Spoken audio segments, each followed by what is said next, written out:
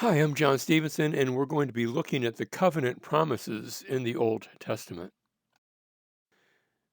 Theologians speak of a creation covenant, and the Bible doesn't use the term that way, covenant, but I'm not going to argue against that. Um, Certainly, there's this idea where God gives the land. Now, what you say, wait a second, I thought he gave the, the whole earth. Remember in Hebrew that the word aretz, which is the word for earth in Genesis 1:1, in the beginning, God created the heavens and the earth. Later on, when we get to Genesis 12 and God speaks to Abraham about giving him the land, it's the same Hebrew word. So, depending on the context, it can refer to the planet or it can refer to just this portion of the planet. And also remember that the Jews who were reading this for the first time, they'd never seen a satellite photo of the Earth from space. The land was just the stuff that they walked on, the place where they lived. When we get to Genesis chapters, well, both 1 and 2, we have the idea, I think, of a covenant. Again, Genesis doesn't use the word there to describe God's relationship with Adam, but much later on, Hosea chapter 6 and verse 7 does use that term when it says, it's speaking about Israel, and it says, just like Israel, or just like Adam, they have transgressed the covenant, maybe hinting that there is this covenant idea. Now, when we say a covenant, that's a relationship that one party makes with another party that contain promises and contain warnings and curses. Curses if you break the terms of the covenant, blessings if you keep the terms of the covenant, and if we're correct in understanding the idea of an Adamic covenant, then the blessing was life in a special place that God had made, life in the garden that was in Eden, but also the warning of curses if they disobeyed. And as a result of their disobedience, Adam and Eve were removed from the land. They did not die that day. We looked at that last time. Instead, a sacrifice died in their place. They were given coats of skin, and I take that to be the language of a sacrifice. But they were removed now from the land, at least that portion of the land. They were removed from paradise.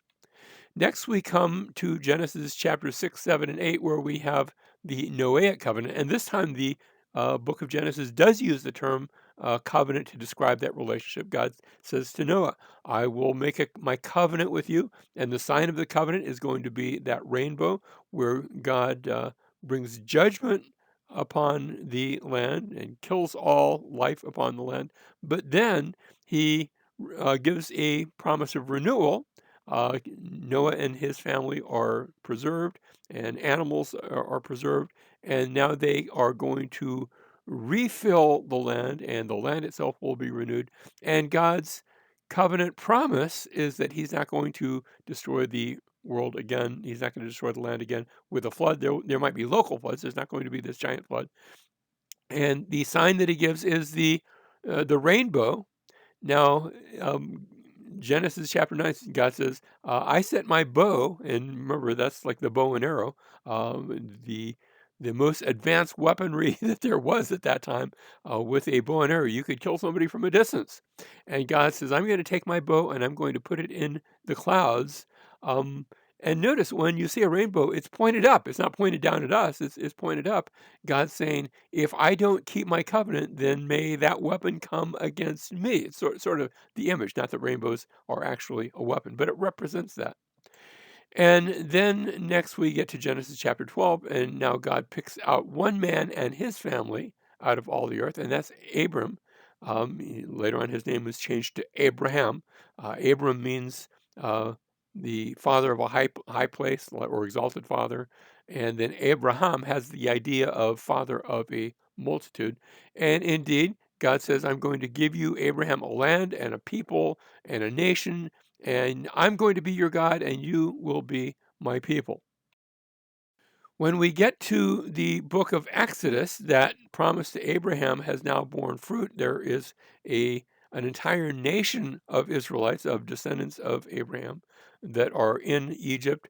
And God brings them out of Egypt with his mighty hand, brings them to Mount Sinai, and gives them a way to approach him, the tabernacle system, the high priests and the priesthood, the sacrifices, and the laws that are all given as part of this covenant.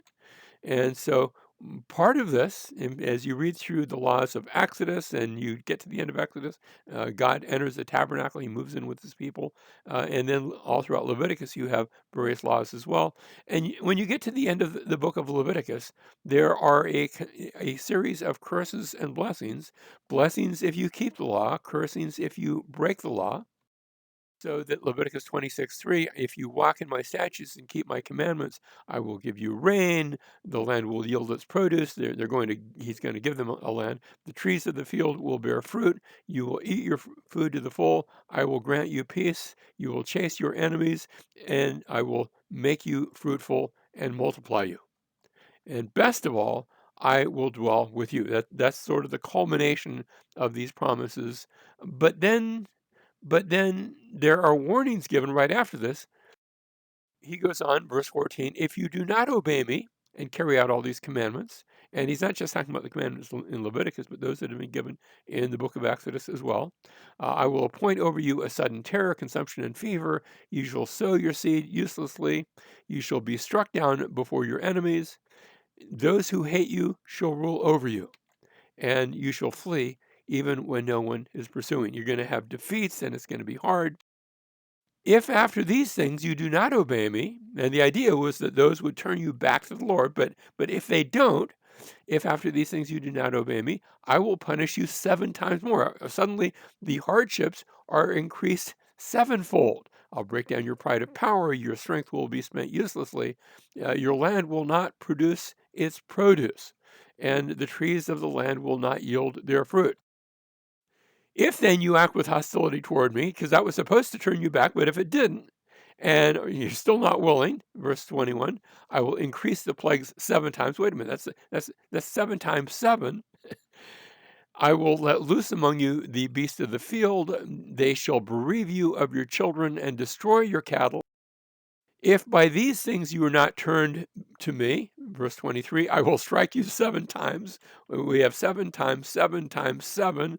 I will bring upon you a sword. I will strike you with a pestilence. Your bread shall be rationed.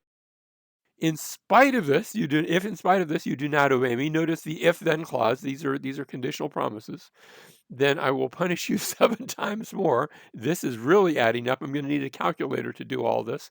You shall eat the flesh of your sons and daughters.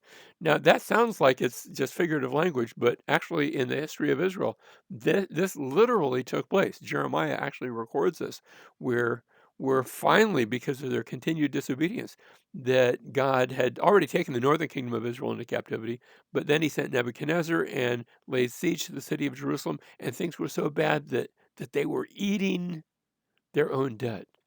You shall eat the flesh of your sons and daughters. I will cut down your high places. I will lay waste your cities. I will make the land desolate.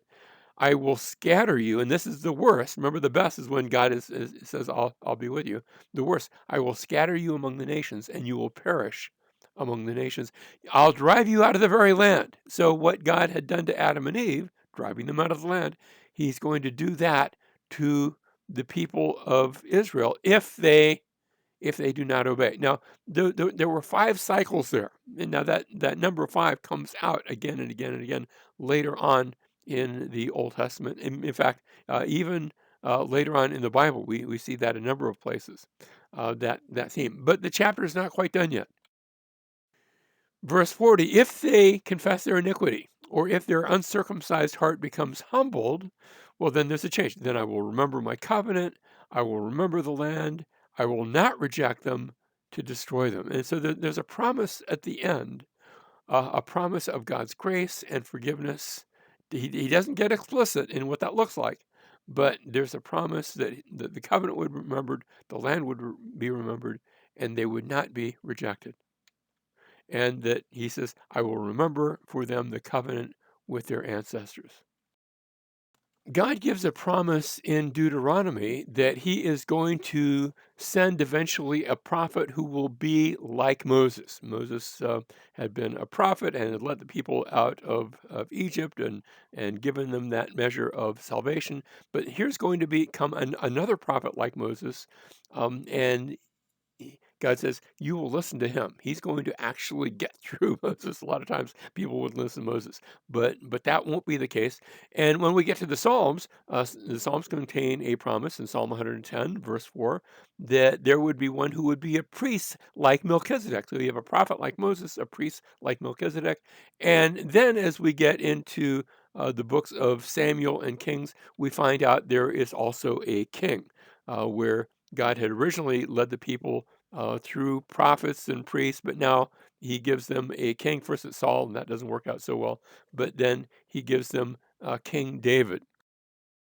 God makes a covenant with David, and the covenant goes that if he will follow the Lord, he and his descendants, then he will place them as kings over Judah. Now, they're not kings over Israel.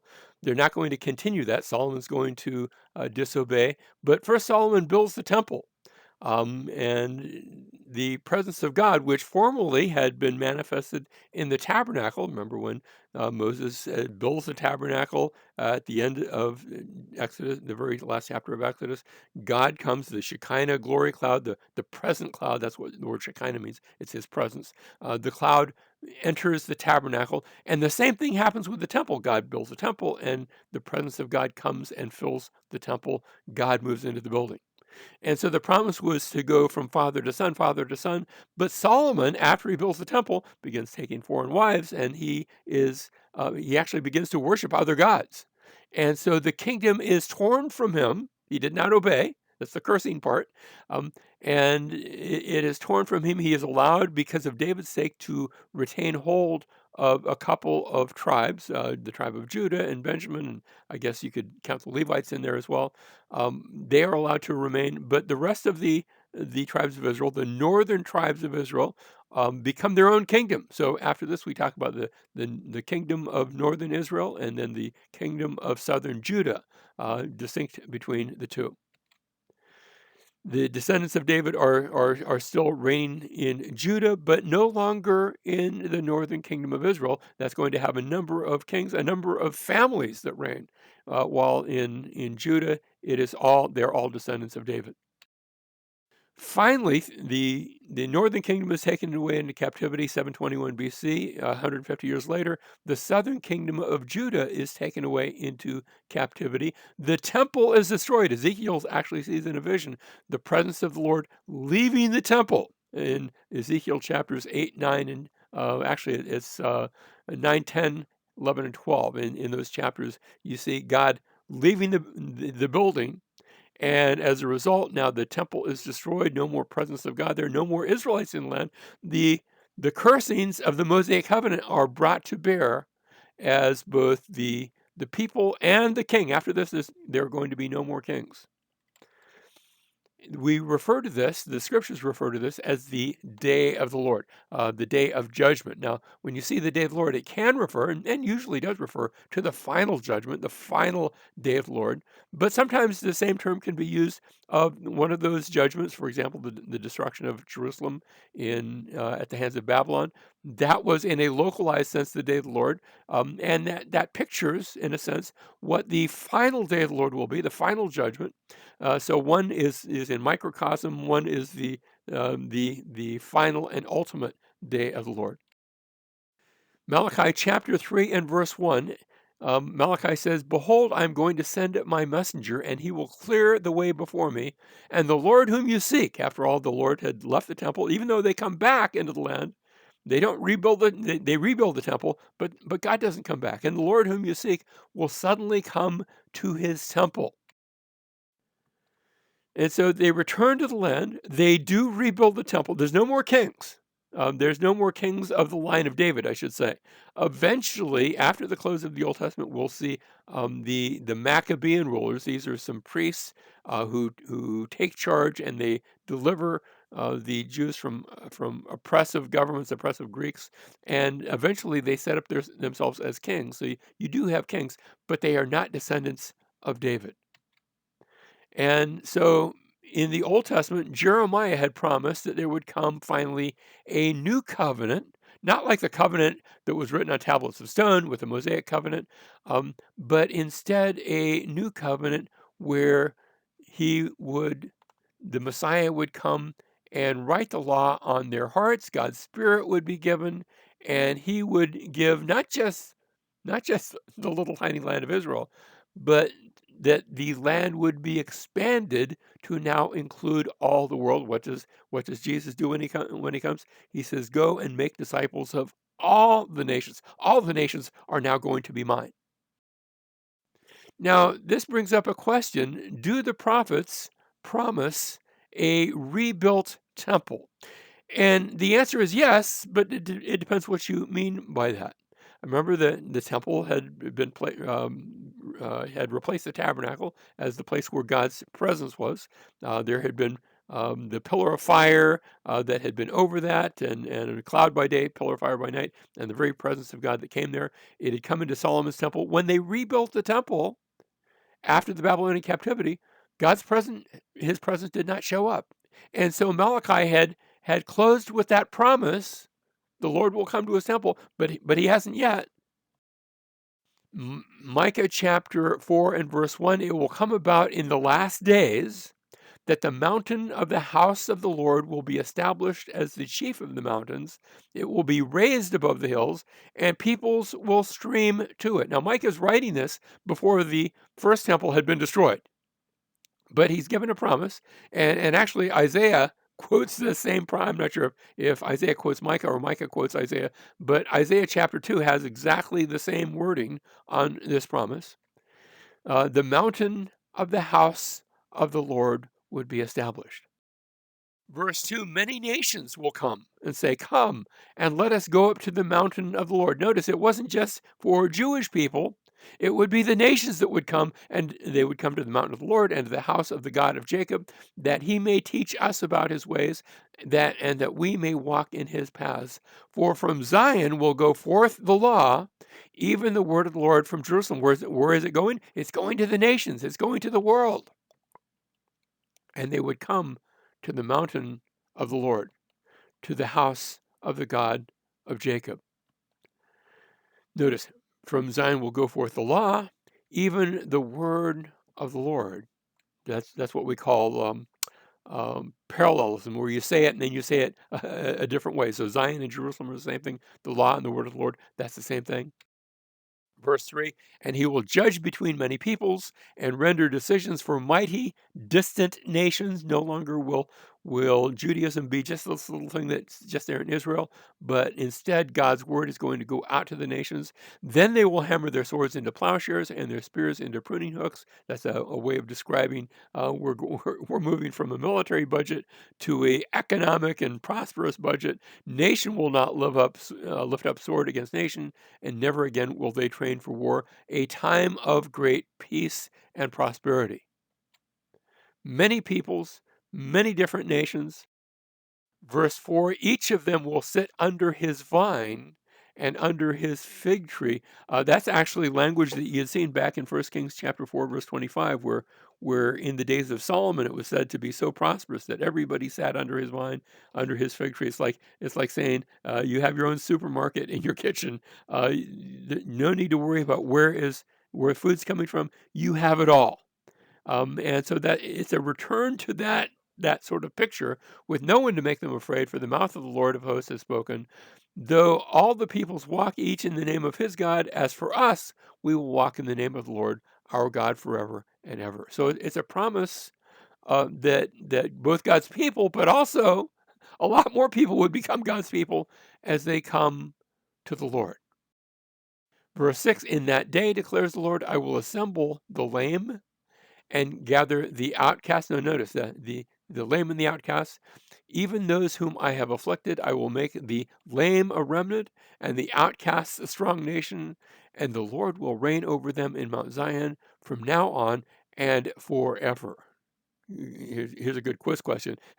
How long is the kingdom? And the answer is God will reign forever. Now, in John chapter 2, we get to the life of Jesus, and Jesus stands in the temple, the physical earthly temple, the temple had been made by hands, what we call Herod's temple. And he said to them, "Destroy this temple, and in 3 days I will raise it up." So, is there going to be a rebuilt temple? Well, Jesus said so. Destroy this temple, and in 3 days I will raise it up. Now, those who were listening were a bit skeptical. Verse 20, the Jews therefore said, "It took 46 years to build this temple, and you're going to raise it in 3 days." Actually, they were still working on it. Verse 21, John the writer adds a little footnote that helps explain the words of Jesus, but he was speaking of the temple of his body. You say, well, is there going to be a literal temple? Well, literally, his body did literally rise from the dead. And that is the temple that's the temple of which Jesus was speaking. Psalm chapter 118, verse 22, the stone which the builders rejected has become the chief cornerstone. We're not talking literal rocks. We're talking Jesus. He is the stone that the builders rejected. This brings us to our question again. Is there going to be a future physical temple, and let me add, of mortar and stone and wood and the things that of which the original temple was made? And there are two views concerning this. Uh, our dispensational friends and many premillennials say yes, it's going to be rebuilt either in or before the tribulation. We looked at this idea that there's coming a time of tribulation just before the coming of the Lord, and will continue through the millennium. That's why, remember, all dispensationalists are premillennial, and then there are some premillennials that aren't dispensationalists, but both of those groups look to a physical millennium, a physical rule of the Lord in which there will be a rebuilt temple. Now, remember, I said the kingdom is it's eternal. So when you hear millennium, you think, well, that's just 1,000 years. That's true, but if you are dispensational or premillennial, remember that's only phase one, because there's a phase two which is eternal, not just 1,000 years. And so dispensationalists and millennials, premillennials, they say yes, the temple will be rebuilt. Post-millennial and amillennials, that is those who think that the millennium takes place over a period of time, and then Jesus comes at the end of that. Amillennials that say this is sort of a spiritual form of the kingdom, not a physical reigning on earth. The physical part is as we are building up the church, as we are building up God's people, would say, no, Jesus is the temple that was raised in 3 days, and we become blocks in that temple through faith. By the way, Jesus, no matter which position you take, Jesus is the temple. We all agree on that. And we all agree that we become blocks in that temple through faith. But will there also be a physical temple as well, a physical earthly brick and mortar temple in the future? Well, we'll see.